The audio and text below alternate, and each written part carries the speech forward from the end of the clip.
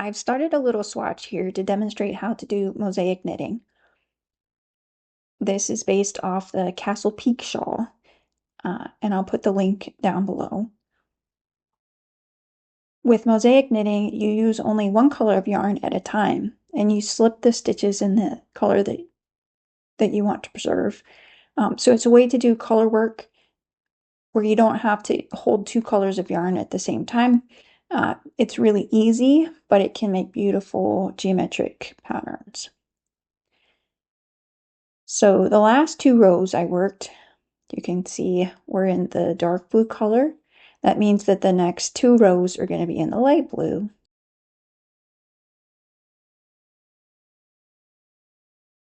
One important thing when working mosaic knitting is to make sure that you keep, when you slip stitches, that you keep the floats across the back fairly loose. Otherwise, it's going to pull in the fabric and bunch up the stitches in the opposite color. So I'll demonstrate.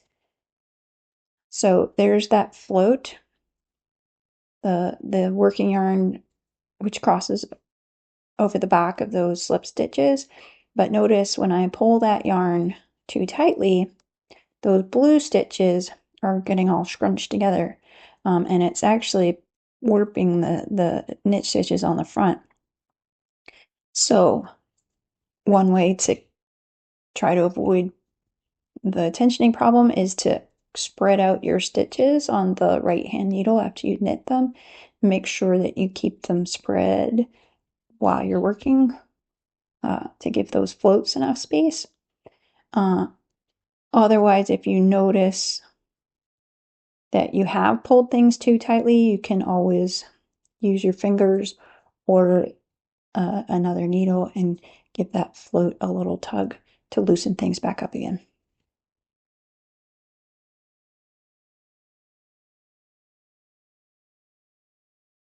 On the wrong side rows for the Castle Peak pattern, you work them evenly across. So you don't really need to consult the pattern again.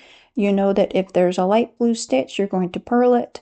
And if there's a dark blue stitch, you're going to slip it. So here I've purled across those three light blue stitches, and I've reached these two dark blue stitches that need to be slipped. I slip them purlwise with the yarn in the back, and then continue to purl across the light blue. Once again, you got to make sure that you don't pull those floats too tightly. You keep the tension even and fairly loose. Slip that dark blue stitch. There, I've worked two rows in the light blue color, the right side row, and then I worked back across the wrong side row. I'm ready now to switch to the dark blue yarn. So I bring it up from behind the